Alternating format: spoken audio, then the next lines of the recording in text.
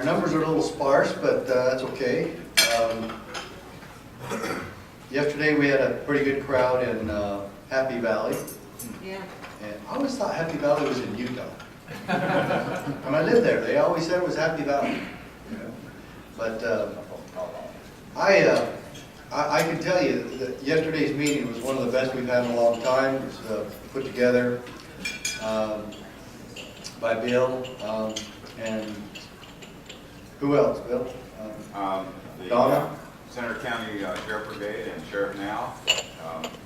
You know, we had 12 Pennsylvania sheriffs there, and that's been one of the biggest meetings ever for sheriffs that I've ever had. The biggest being in Texas, in the Panhandle of Texas. The Tea Party group just took it upon themselves to try to have a meeting with sheriffs, and they got them there.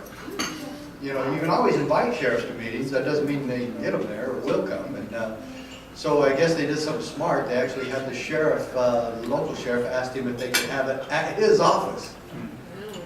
So I guess he wanted to make it look good, and he did.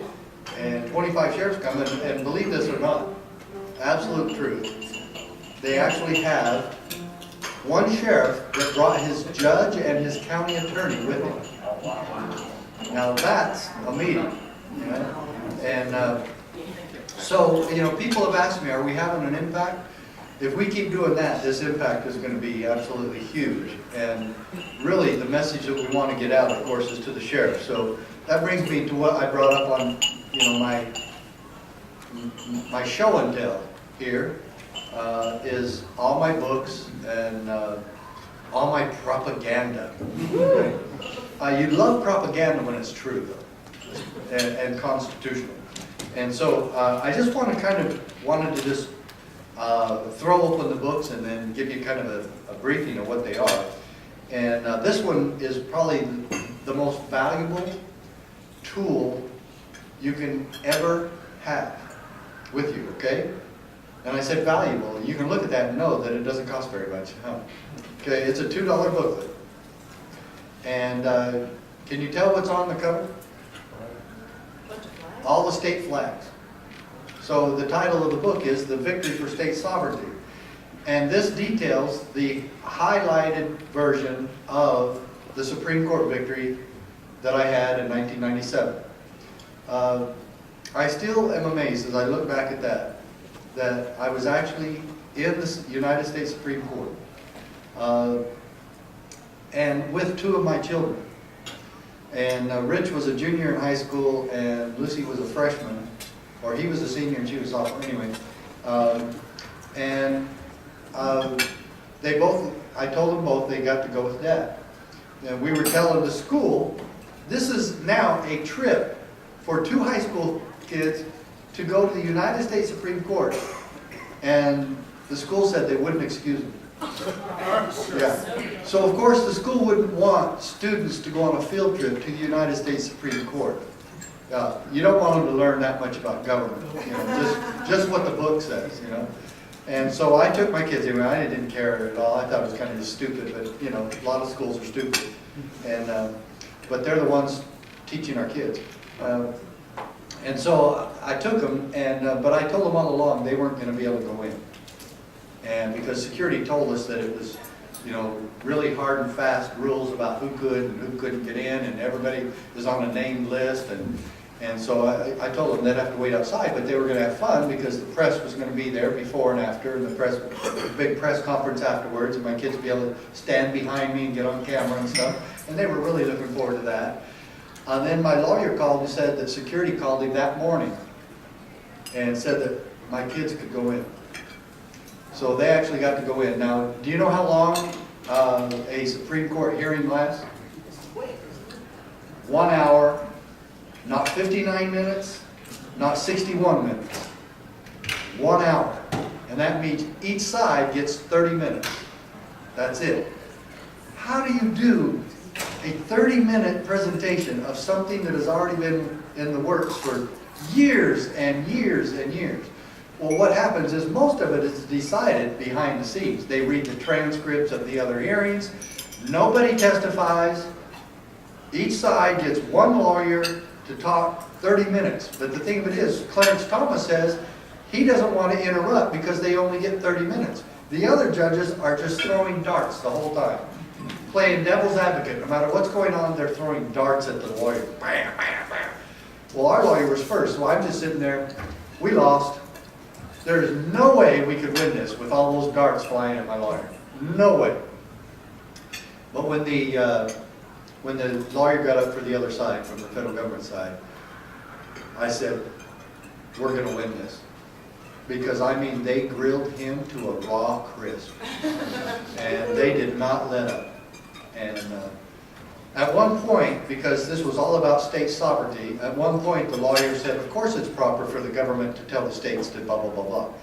And then Justice Scalia, who wrote the decision, told that lawyer, said, well, if the federal government can do that to the states, then the federal government could balance the budget tomorrow. Just tell the states to do it.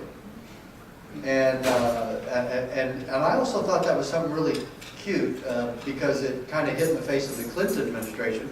Because remember, the Clinton administration claimed still to this day is that they always had a balanced budget. That he balanced the budget. That he didn't go over budget.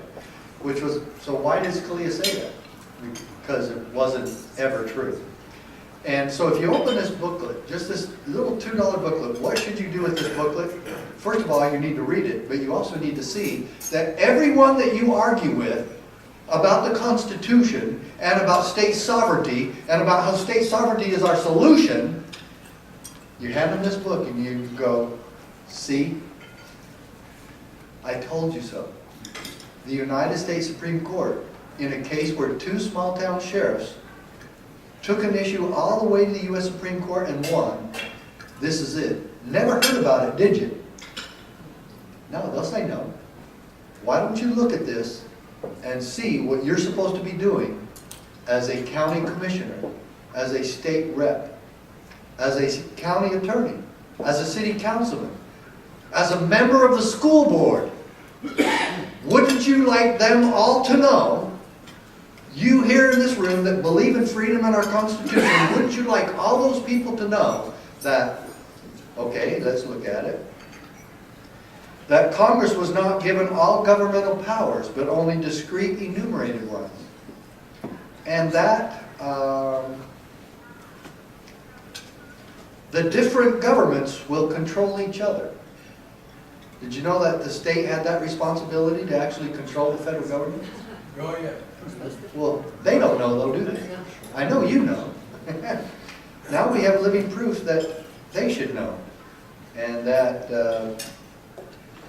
get this, we have held, however, that state legislatures are not subject to federal direction. Don't you wish your state legislature did that? How about, does that mean, oh, the state legislature isn't, but the county legislature is? Or the city legislature is? And even school boards are actually political subdivisions that are legislative in nature. They are not subject to federal direction.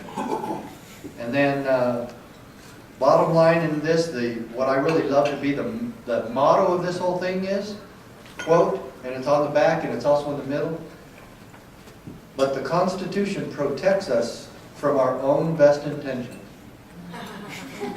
See, don't you wish everybody in your state knew that? Don't you wish just your county commissioners knew that? And now you should always have one of these in your pocket ready to hand to somebody like that. And you should make sure your county commissioners get them. I just came from Idaho about a week ago, in Lewiston, Idaho. Then I went quickly over to Moses Lake, Washington, and then went down to California right after that. And one lady came up to me and she goes, I've been saving money for a good project. And she goes, I want to pay for one of these books to go to every county commissioner in the state of Idaho. And she did. So we figured out how many they had, and it makes it about 153 or so. And she paid to have one of these sent. She paid for the envelope, the postage, and these.